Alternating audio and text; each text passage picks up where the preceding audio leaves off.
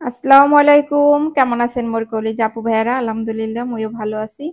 মোর ভিডিওটা যে যেখান দিয়ে দেখা শুরু করছেন একটা লাইক দিয়ে দেখা শুরু করে দেন।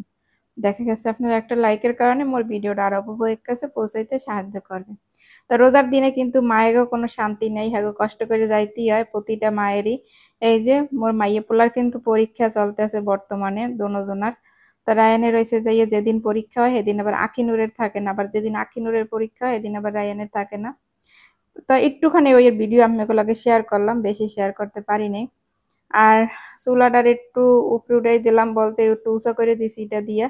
পরবর্তীতে কিন্তু এটা সরাই হেলাইছি, এটা দিয়ে উঁচা করলে লাইনের গ্যাস তো গ্যাসটা অত পাওয়া যায় না, অল্প করে চুলাটা জ্বলে। আর আজকে ইলিশ মাছ বাইর করছি আর ছোলা বুট আর ডাইল বাইটে রাখবো একটু বেশি করে বড়া বানানোর লেগে আর কি পেঁয়াজু। তো আজকে কিন্তু ছোট্ট একটা ভিডিও লিয়েছে আপু ভাইয়েরা, কেউ স্কিপ করবেন না, কারণ আজ খুবই ব্যস্ত কয়দিন ধরে। আর প্রতিটা মায়েরাই কিন্তু ব্যস্ত থাকে, রোজা বললে যে হারা ছাড় পায় এমন কোনো কথা না, এখন কিন্তু ব্যস্ততা আছেই। তাই সবকিছু শেয়ার করার মতো আর কি সময় পাই নাই, তাই একটু একটু করে আমি এগুলোকে শেয়ার করাম যে বেন্যা লুটটা নাস্তা পানি দিয়ে খাওয়াইয়া এবার কিন্তু স্কুলে লইয়ে গেছি, স্কুল আইয়েই আবার ঘরের সংসারের কাজ শুরু করে দিছি। যেমন রান্না বান্না শুরু করছি, রান্না বান্না শুরু করি নাই কিন্তু আগে ঘরের মনে করেন ঝাড়ু দেওয়া মোছা এগুলো আর কি করছি, তারপর হচ্ছে যে রান্না বান্না করছি, এরা সিঁড়ির জন্য রান্না করে নিছি।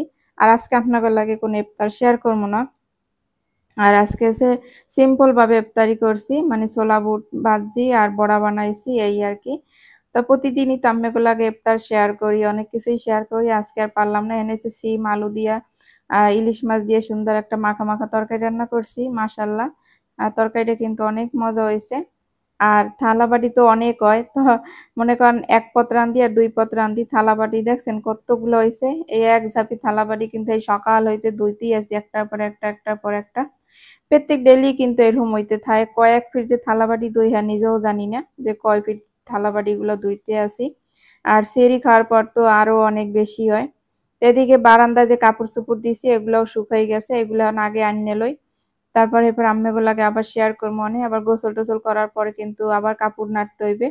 তাই একদিন কাপড় দিলে দেখা গেছে পরের দিন সকালবেলা আনিয়ে হেলাই, আবার এই গাছগুলো কিন্তু এই পেশে আনিয়ে হেলাইছি। আর মাটিগুলা এই বস্তার মধ্যে রাখছি, এটা হচ্ছে চুলা যে ভাঙছি এই চুলার মাটি, এই মাটিগুলো আপনার ভালো আছে।